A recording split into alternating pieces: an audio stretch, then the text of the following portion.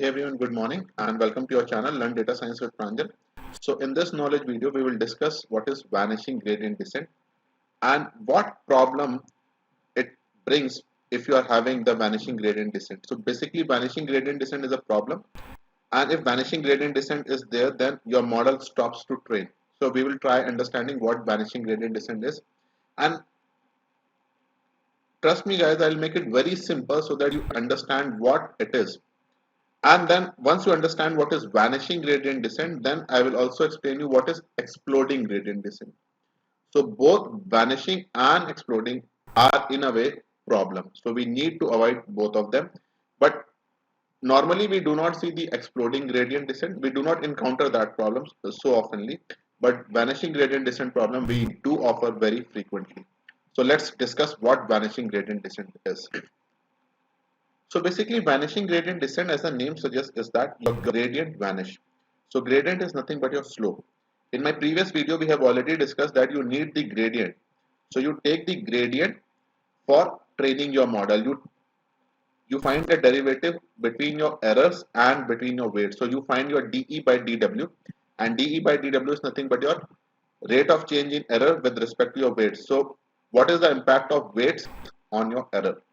So if that dE by dW, if that vanishes or it becomes very slow, then your model will stop to train.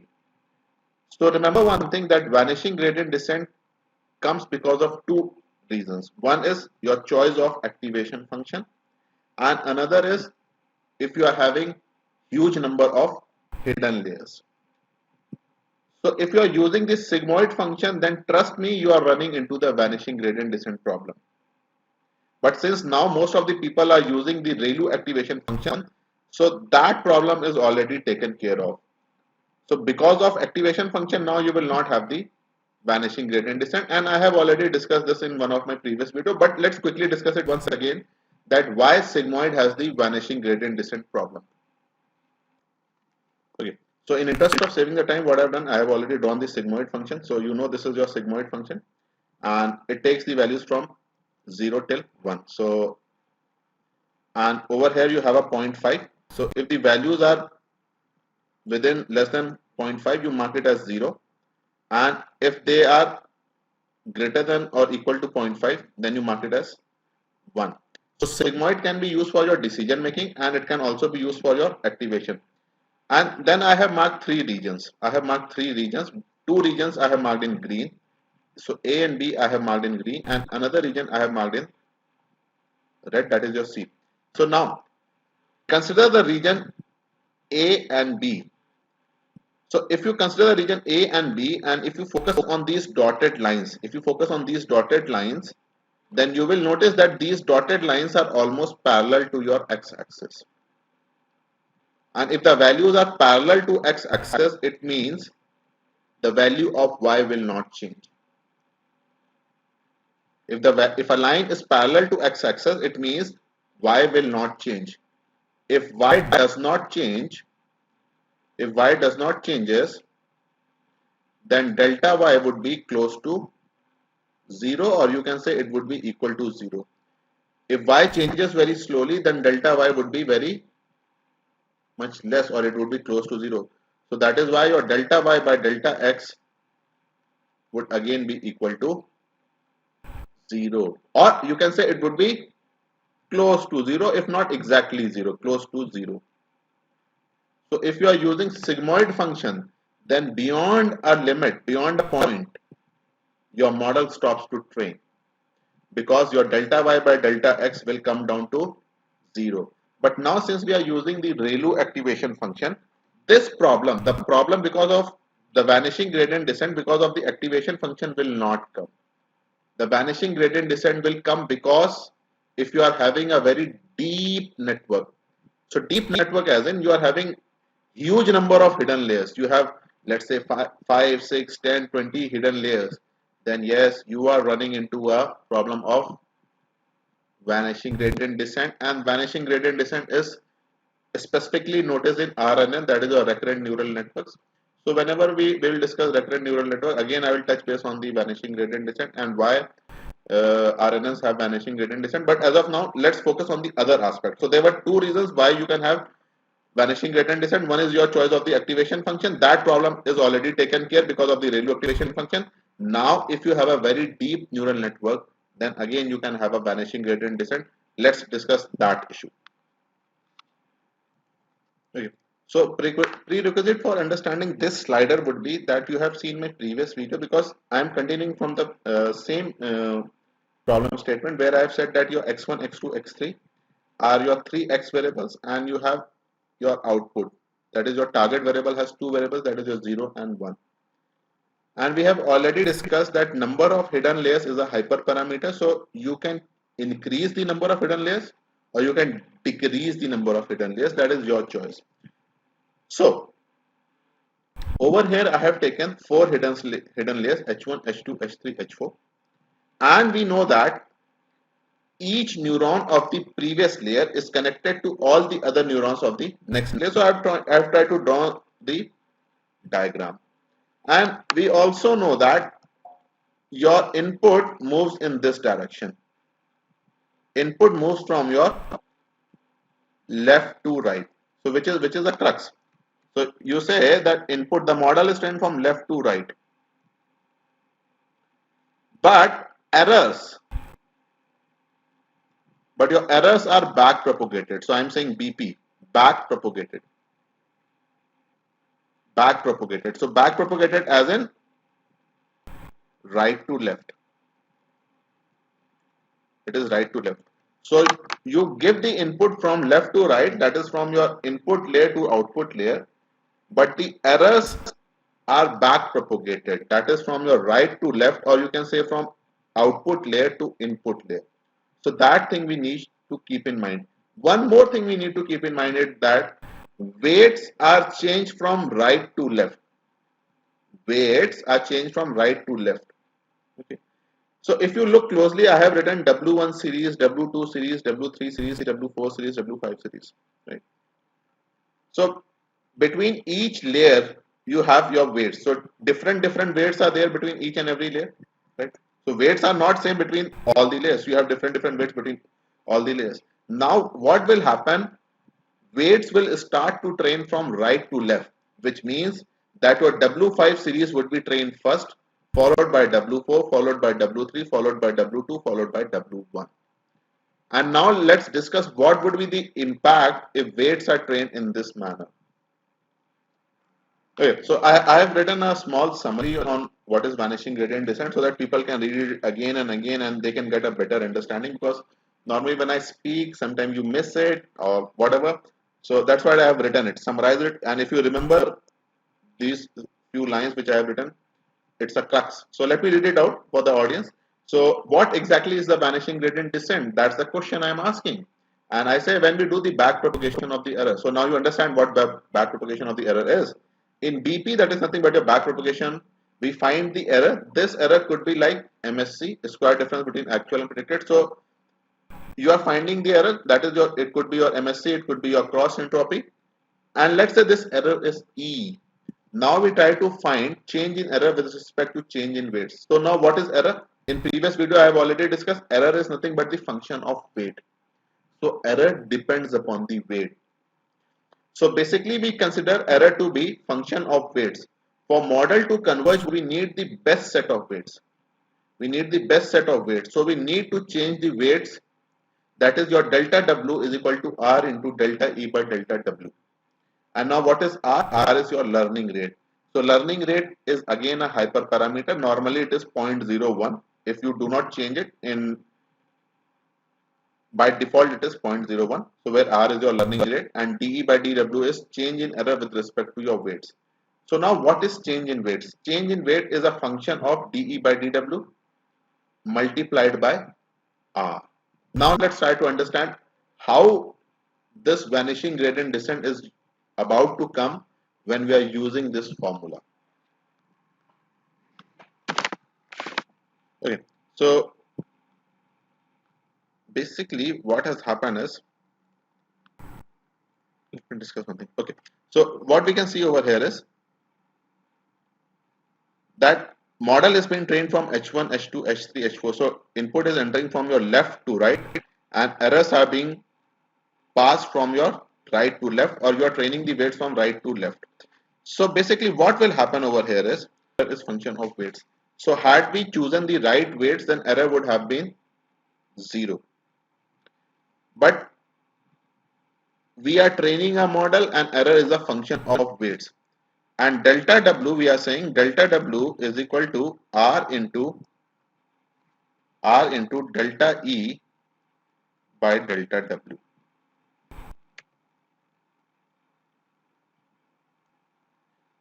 So this is the general equation. I am saying delta W is equal to R into delta E by delta W.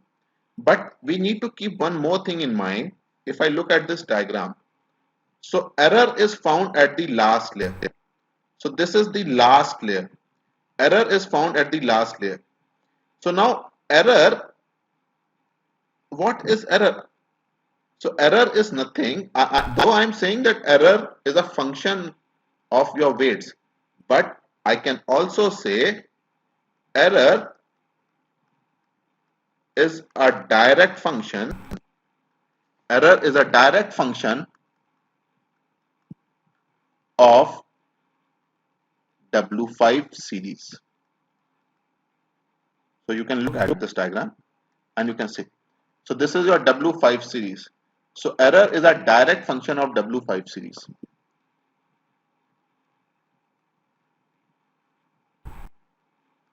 But W5 series is function of, so my writing is a little bad. That's why I'm speaking also. W5 series is function of W4. Or you can say it's a direct function of W4. And W4 series is a direct function of W3. And W3 is a direct function of W2. Let me see what is left now. So left is your W1. And W2 is a direct function of W1. So this is the thing. So for example, you might, so basically probably you might be knowing this type of equation. So let's say if you have this equation, so dy by dx is equal to dy by dp into dp by dq into dq by dx. So if you cut everything,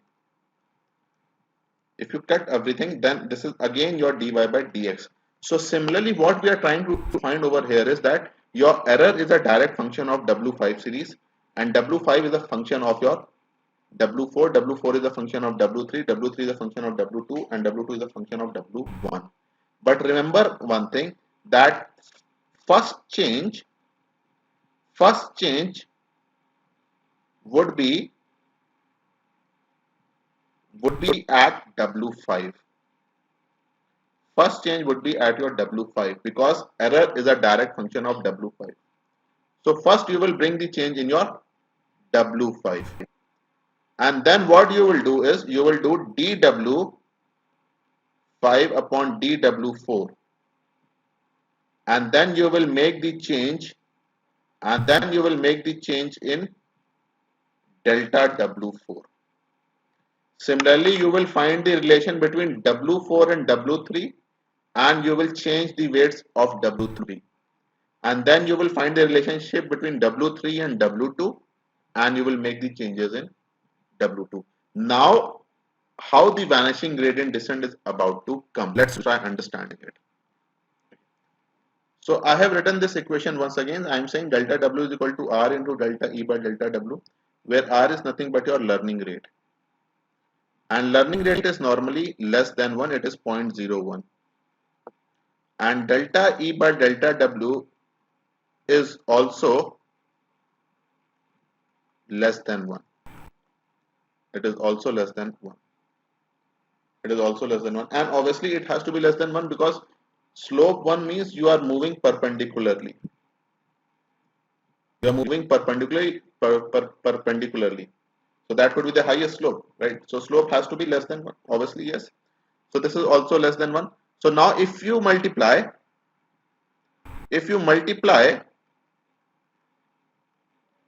two numbers and each of them is less than 1. Each of them is less than 1, then the resultant number would be even lesser. Then answer would be even lesser. Answer would be much lesser. Answer would be much lesser. Now consider that your delta W, now consider you are doing the back propagation of the error. You are doing the back propagation of the error. So first of all, you will find the change in delta W5. Now this delta W5 would be less than 1. This delta W5 would be less than 1. And this delta W5 would be used to find the delta W4, which would be again lesser than W5, delta W5. And this delta W4 would be used to find delta W3, which would again be lesser than delta W4. So what we notice over here is that though the values are positive, they are between your 0 to 1 probably, but they keep on reducing, and they are moving towards the 0. They are moving towards the 0. So by the time you reach the by the time you reach the W1 series, so delta W1 would be almost close to 0. Delta W1 would be almost close to 0. So delta W1 would be close to 0. And we know that my model trains from left to right. So if delta W1 is close to 0, it means the weights at the initial layers will stop to. So let's try summarizing it, what happens. And I will write few points so that people can read it also. If the change at the first layer is close to 0,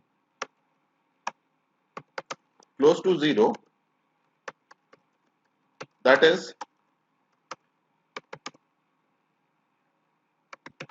change in weights for series 1 is 0, then there would not be any change at series 1, which means, and we know that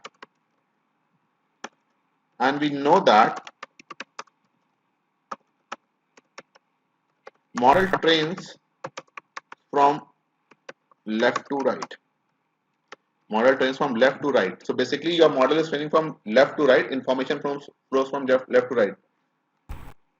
If there is no change of weights in the input, then the weights at the upcoming layer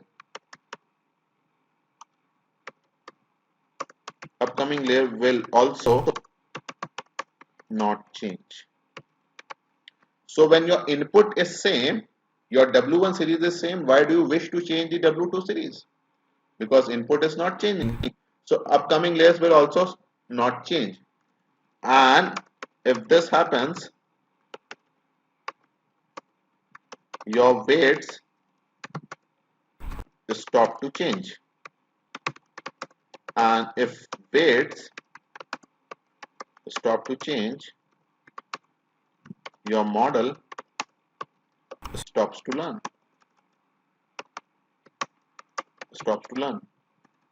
So you may keep on increasing the iterations.